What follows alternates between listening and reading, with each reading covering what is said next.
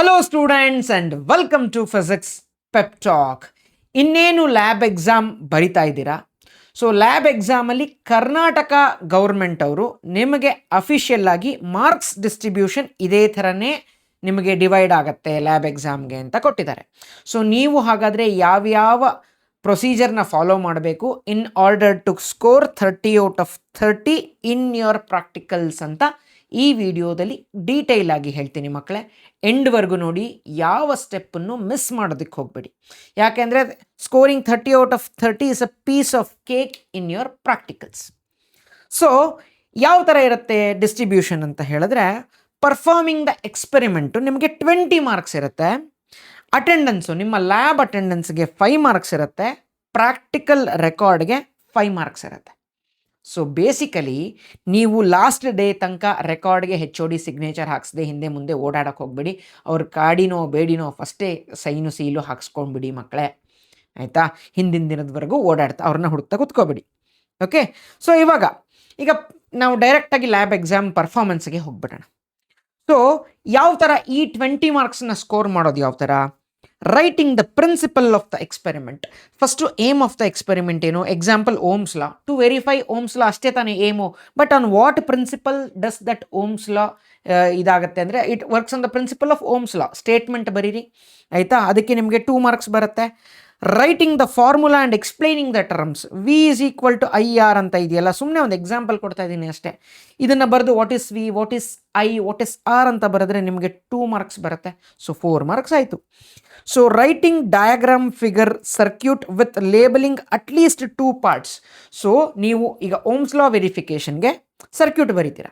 Ohm's law ಅಲ್ಲ, forward VI characteristics, ಅದಕ್ಕೆ ತಕ್ಕಂಥ ಸರ್ಕ್ಯೂಟ್ ಬರೀತೀರಾ. ಸೊ ಅಲ್ಲಿ ಯಾವುದಾದ್ರೂ 2 ಪಾರ್ಟ್, ಡಯೋಡ್ನ, ಬ್ಯಾಟ್ರಿನ, ಕೀನ ಯಾವುದಾದ್ರೂ ನೀವು ಮೆನ್ಷನ್ ಮಾಡಿ ಯಾವುದಾದ್ರೂ 2 ಪಾರ್ಟು ನೀವು ಲೇಬಲ್ ಮಾಡಿರ್ಬೇಕಂತೆ. ಆವಾಗ ನಿಮಗೆ ಆ ಸ್ಟೆಪ್ಪಲ್ಲಿ 2 ಮಾರ್ಕ್ಸ್ ಬರುತ್ತೆ. ಸೊ ನೀವು ಇದನ್ನೆಲ್ಲ ಹೇಗೆ ಅಂದರೆ, ನೀವು ಹೋದ ತಕ್ಷಣ ಪೇಪರ್ನೆಲ್ಲ ಎಕ್ಸ್ಪೆರಿಮೆಂಟ್ ಆಲ್ರೆಡಿ ಯಾವುದು ಅಂತ ಬರೆದಿಟ್ಟಿರ್ತಾರೆ, ಇಲ್ಲ ಅಂಟಿಸಿರ್ತಾರೆ. ನೀವು ಸೆಲೆಕ್ಟ್ ಮಾಡ್ಕೋಬೇಕು, ರೋಲ್ ನಂಬರ್ ವೈಸ್ ಕರೀತಾರೆ. ಸೆಲೆಕ್ಟ್ ಮಾಡ್ಕೊಂಡಾಗ ನಿಮ್ಗೆ ಯಾವ ಎಕ್ಸ್ಪೆರಿಮೆಂಟ್ ಬಂದಿರುತ್ತೋ ಅದರದ್ದು ಇದೇ ಪ್ರೊಸೀಜರ್ನ ಸ್ಟಾರ್ಟ್ ಮಾಡಬೇಕು. ಅದಾದಮೇಲೆ writing the tabular column with observation pattern. So ಇವಾಗ ಓಮ್ಸ್ ಲಾ ಅದು ಡಿಸ್ಕಸ್ ಮಾಡೋಣ. ಸುಮ್ಮನೆ ಇಲ್ಲಿ ನೀವೊಂದು 5 ಟ್ರಯಲ್ ಬರಿತೀರಾ ಅಂತ ಅಂದ್ಕೊಳ್ಳೋಣ. ಸೀರಿಯಲ್ ನಂಬರು, ಇಲ್ಲಿ ವೋಲ್ಟೇಜ್ಗೆ ಯೂನಿಟ್ ಬರಿಬೇಕು ಇನ್ ವೋಲ್ಟ್ಸ್.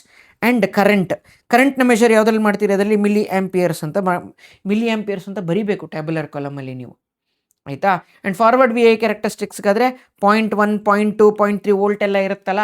ಸೊ ಅದು ಯಾವ ಸ್ಟೆಪ್ಪಲ್ಲಿ ವೇರಿ ಮಾಡಿ ನೀವು ಕರೆಂಟ್ನ ತೊಗೋತೀರಾ. ಅದೇ ನೆಗೆಟಿವ್ VI ಕ್ಯಾರೆಕ್ಟರಿಸ್ಟಿಕ್ಸ್ ಆದರೆ ಕರೆಂಟ್ನ ಮೈಕ್ರೋ ಆ್ಯಂಪಿಯರ್ಸಲ್ಲಿ ಮೆಷರ್ ಮಾಡ್ತೀರಾ. ಸೊ ಹಾಗಾಗಿ ಟ್ಯಾಬ್ಯುಲರ್ ಕಾಲಮಲ್ಲಿ unit is a must, miss ಮಾಡೋಕ್ಕೆ ಹೋಗಬೇಡಿ, ಆಯಿತಾ? ಸೊ ಟ್ಯಾಬ್ಯುಲರ್ ಕಾಲಮ್ ತನಕ ಬರೆದು ಏನು ಮಾಡಬೇಕು, ಇಲ್ಲಿ ತನಕ ಪ್ರೊಸೀಜರ್ ಆದ ತಕ್ಷಣ ನೀವು ಇಂಟರ್ನಲ್ ಎಕ್ಸಾಮಿನರೋ ಅಥವಾ ಎಕ್ಸ್ಟರ್ನಲ್ ಎಕ್ಸಾಮಿನರ್ಗೆ ನಿಮ್ಮ ಪೇಪರ್ನ ತೋರಿಸ್ಬೇಕು. ಇಲ್ಲಿ ತನಕ ಆದಮೇಲೆ ತೋರಿಸಿದ ತಕ್ಷಣ ಅವರು ಏನಾದರೂ ತಪ್ಪಿದ್ರೆ ಇದೊಂಚೂರು ನೋಡಿ ಕರೆಕ್ಟ್ ಮಾಡ್ಕೊಂಬಾರಪ್ಪ ಅಂತ ಹೇಳ್ತಾರೆ. ನಿಮಗೆ ಗೊತ್ತೇ ಆಗ್ತಾ ಇಲ್ವಾ, ಅವರೇ ಕರೆಕ್ಷನ್ ಮಾಡ್ತಾರೆ, ನಿಮಗೆ ಮಾರ್ಕ್ಸ್ ಕಟ್ ಆಗುತ್ತೆ, ಆಯಿತಾ? ತಪ್ಪು ಮಾಡೋಕ್ಕೆ ಹೋಗಬೇಡಿ. ಇಲ್ಲಿವರೆಗೂ ತುಂಬ ಸಿಂಪಲ್, ಆಯಿತಾ? ಇದಾದಮೇಲೆ ಅವರೊಂದು ಸಿಗ್ನೇಚರ್ ಹಾಕಿ you can continue with the experiment ಅಂತ ಹೇಳ್ತಾರೆ. 99.9% ಆಫ್ ದ ಟೈಮ್ ಹರ್ಷ ಅಂದರೆ 99.99% ಹುಡುಗಿರ್ ವಾಯ್ಸ್ ಬರ್ತಿರೋದು. ಅವರು ಸಿಗ್ನೇಚರ್ ಹಾಕ್ತಾರೆ. ಕೆಲವು ಕಡೆ ಹಾಕದೇ ಇರಬಹುದು, ನನಗೆ ಗೊತ್ತಿಲ್ಲ, ಆಯಿತಾ? ಅದಾದಮೇಲೆ ಎಕ್ಸ್ಪೆರಿಮೆಂಟ್ ಸ್ಟಾರ್ಟ್ ಮಾಡಿ ಅಂತ ಹೇಳ್ತಾರೆ. You have to connect the circuit as per your experiment. Setup ಮಾಡಿದ ಮೇಲೆ ಫಸ್ಟ್ ರೀಡಿಂಗ್ ತೊಗೊಳೋಕ್ಕಿಂತ ಮುಂಚೆ ಒಂದು ಸತಿ ಎಕ್ಸಾಮಿನರ್ಗೆ ತೋರಿಸಿ. ಈ ಸ್ಟೆಪ್ ಆದಮೇಲೆ ಎಕ್ಸಾಮಿನರು ಫಸ್ಟ್ ರೀಡಿಂಗ್ನ ನೋಡ್ತಾರೆ. ನೋಡಿ ಮತ್ತೆ ಸಿಗ್ನೇಚರ್ ಹಾಕಿ ಯು ಕ್ಯಾನ್ ಕಂಟಿನ್ಯೂ ಅಂತ ಹೇಳ್ತಾರೆ. ಸೊ ಆ ಫಸ್ಟ್ ರೀಡಿಂಗ್ ಏನಿರುತ್ತೆ ಅವ್ರಿಗೆ ತೋರಿಸಿರೋದು, ಅದನ್ನು ಫಸ್ಟ್ ಟ್ಯಾಬ್ಯುಲರ್ ಕಾಲಮಲ್ಲಿ ಫಿಲ್ ಮಾಡಬೇಕಾಗತ್ತೆ. ಅದಾದಮೇಲೆ ಅವ್ರು ನೋಡೋದಕ್ಕೆ ಬರೋದಿಲ್ಲ. You can continue with the second reading, ಆಯಿತಾ? ಇಲ್ಲಿವರೆಗೂ ಆಯಿತು. ಇದಾದಮೇಲೆ ಪರ್ಫಾರ್ಮಿಂಗ್ ದ ಎಕ್ಸ್ಪೆರಿಮೆಂಟ್, ಉಳಿದಿರೋ ಟ್ಯಾಬ್ಯುಲರ್ ಕಾಲಮ್ ಎಲ್ಲ ಅದು ಏನು ಸ್ಟೆಪ್ಸ್ ಇದೆಯೋ ಅದನ್ನೆಲ್ಲ ಫಾಲೋ ಮಾಡಿ ಫಿಲ್ ಮಾಡ್ತಾ ಹೋಗೋದು ಟ್ಯಾಬ್ಯುಲರ್ ಕಾಲಮ್ನ, ಆಯಿತಾ? ಇದಕ್ಕೆ 4 ಮಾರ್ಕ್ಸ್ ಇರುತ್ತೆ ಈ ಸ್ಟೆಪ್ಗೆ.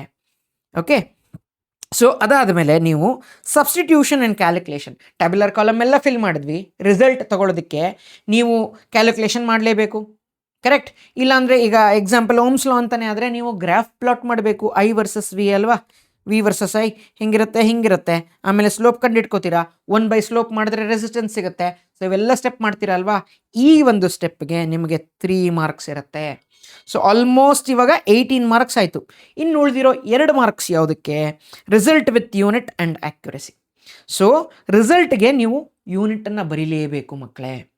ಆ್ಯಂಡ್ ಆ್ಯಕ್ಯುರಸಿ ಅಂದರೆ ಏನು, ಇವಾಗ ಎಕ್ಸಾಂಪಲ್ಲು ನಿಮಗೆ ರೆಸಿಸ್ಟೆನ್ಸು ನಿಮ್ಮ ಲ್ಯಾಬಿನ ಪ್ರಕಾರ 10 ಓಮ್ ಬರಬೇಕಿತ್ತು, ನಿಮಗೆ 10.5 ಬಂದರೆ ನಿಮಗೇನು ಮಾರ್ಕ್ಸ್ ಕಟ್ ಮಾಡೋದಿಲ್ಲ. 10 ಬರೋ ಜಾಗದಲ್ಲಿ 100 ಓಮ್ಸ್ ಅಂತ ಎಲ್ಲಾದರೂ ಬಂದರೆ ನೋವೇರ್ ಆ್ಯಕ್ಯುರೇಟ್ ಅಲ್ವಾ. ಸೊ ಹಾಗಾಗಿ ನಿಮ್ಮ 99% ನಿಮಗೆ ಕ್ಲೀನಾಗೇ ಬರುತ್ತೆ. ಸೊ ನೀವು ಕ್ಲೀನಾಗಿ ಪ್ರೊಸೀಜರ್ ಎಲ್ಲ ಫಾಲೋ ಮಾಡಿದರೆ ಅಲ್ಲಿ ಏನು ಟ್ರಯಲ್ ಆ್ಯಂಡ್ ಟೆಸ್ಟೆಡ್ಡೇ ಎಕ್ವಿಪ್ಮೆಂಟ್ಸ್ ಎಲ್ಲದೂ ಇರೋದು, ಕ್ಲೀನಾಗಿ ಬರುತ್ತೆ. ಸೊ ಜಾಸ್ತಿ ಟೆನ್ಷನ್ ತೊಗೊಳಕ್ಕೆ ಹೋಗಬೇಡಿ. ನಿಮಗೆ ಇರೋದು ಎಷ್ಟು, 2 ಅವರ್, 2 ಅವರಲ್ಲಿ 30 marks easily you can score. ಇದರಲ್ಲಿ ಯಾವ ಸ್ಟೆಪ್ಪನ್ನು ಮಿಸ್ ಮಾಡೋಕ್ಕೆ ಹೋಗಬೇಡಿ, ಇದೇ ಥರನೇ ಇರುತ್ತೆ. So all the very best ಮಕ್ಕಳೇ. ಲ್ಯಾಬ್ ಎಕ್ಸಾಮಲ್ಲಿ I hope you all score 30 out of 30. ಆಯಿತಾ, ತುಂಬ ಸಿಂಪಲ್ ಆಗಿರುತ್ತೆ, ಏನು ಟೆನ್ಷನ್ ತೊಗೋಬೇಡಿ. ಎಕ್ಸ್ಟರ್ನಲ್ ಎಕ್ಸಾಮಿನರ್ ಸ್ವಲ್ಪ ಸಿಟ್ಟಲ್ಲಿ ಇದ್ರೂ he also has a soft corner. ಯಾಕೆಂದರೆ ಟೀಚರ್ಸೇ ಹೆಂಗೆ, ನಿಮಗೆ ಎದುರುಗಡೆಯಿಂದ ಎಷ್ಟೇ ಸಿಟ್ಟಲ್ಲಿ ಕಾಣಿಸಿದ್ರು ನಿಮ್ಮ ಒಳ್ಳೆಯದನ್ನೇ ಬಯಸ್ತಾ ಇರ್ತಾರೆ ಅವರು.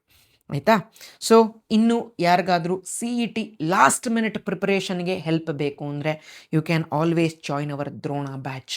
ಸೊ ನನಗೆ Drona batch last year student performance ಎಲ್ಲ ನಾನು ತೋರಿಸ್ತೀನಿ, need not worry. So perfect teaching ಇರುತ್ತೆ, ಪರ್ಫೆಕ್ಟ್ ಕೌನ್ಸಿಲಿಂಗ್. ನಿಮಗೆ ಕಾಲೇಜ್ ಅಡ್ಮಿಷನ್ ಆಗೋವರೆಗೂ ಇದೇ ಸ್ಟೆಪ್ಪಲ್ಲಿ ನೀವು ಎಕ್ಸಿಟ್ ಆಗಬೇಕು, ಈ ಸ್ಟೆಪ್ಪಲ್ಲೇ ನೀವು ಸೀಟ್ ತೊಗೊಳ್ಬೇಕು ಅಂತ ನಿಮಗೆ ಫುಲ್ 1-on-1 ಕೌನ್ಸಿಲಿಂಗ್ ಸೆಷನನ್ನು ನಡೆಸಿ ನಿಮಗೆ ಒಳ್ಳೆ ಕಾಲೇಜ್ ಕೊಡಿಸೋ ಜವಾಬ್ದಾರಿ ನಮ್ಮದು ಮಕ್ಕಳು. ಸೊ ಅದು ದ್ರೋಣ ಬ್ಯಾಚ್ ಇದೆ. ಆ್ಯಂಡ್ ಬೇಡ ನಮಗೆ ಕೌನ್ಸಿಲಿಂಗ್ ಬೇಡ, ನಂಗೆ ಬರೀ CET ಕ್ರ್ಯಾಶ್ ಕೋರ್ಸ್ ಬೇಕು ಅಂದರೆ ನಮ್ಮ ಸುದರ್ಶನ ಬ್ಯಾಚ್ ಇದೆ. ಸೊ ನಾನು ಫ್ಯಾಕಲ್ಟೀಸ್ ಬಗ್ಗೆ ಎಲ್ಲ ನಿಮಗೆ ಹೇಳಿದ್ದೀನಿ. ಸೊ ನಿಮಗೆ ಟಾಪ್ ನಾಚ್ ಟೀಚಿಂಗ್ ಇರುತ್ತೆ, need not spend thousands of rupees in learning in offline. So ನಿಮಗೆ ಆನ್ಲೈನಲ್ಲೇ ತುಂಬ ಕ್ವಾಲಿಟಿ ಎಜುಕೇಷನ್ ನಮ್ಮ ಆ್ಯಪಲ್ಲಿ ಸಿಗುತ್ತೆ. ಸೊ ಫಿಸಿಕ್ಸ್ ಪೆಪ್ ಟಾಕ್ ಆ್ಯಪಲ್ಲಿ ನಿಮಗೆ ಈ ಬ್ಯಾಚ್ ಎಲ್ಲ ಸಿಗ್ತಾ. ಆಯಿತಾ, ಇಲ್ಲ ಸರ್ ನಮಗೆ ಬೋರ್ಡ್ ಎಕ್ಸಾಮೇ ಕಷ್ಟ ಅಂತ ಹೇಳಿದವ್ರಿಗೆ ಬೋರ್ಡ್ ಎಕ್ಸಾಮಲ್ಲಿ ನಿಮಗೆ ಈಗ ಕ್ವಿಕ್ ರಿವಿಷನ್. ಸೊ 1 ಮಂತ್ ಒಳಗಡೆ ನಿಮಗೆ ಫಿಸಿಕ್ಸ್, ಕೆಮಿಸ್ಟ್ರಿ, ಮ್ಯಾಥ್ಸ್ ನಿಮಗೆ ಔಟ್ ಆಫ್ ಔಟ್ ತೊಗೊಳೋದಕ್ಕೆ ಎಷ್ಟು ಬೇಕು ಅಷ್ಟು ಟೀಚಿಂಗ್ ಈ ಕ್ರ್ಯಾಶ್ ಕೋರ್ಸಲ್ಲಿ ಇರುತ್ತೆ.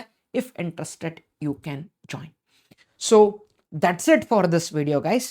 This is your teacher Nagabharana signing off with a smile. I will meet you guys in the next video. Until then, have a nice day.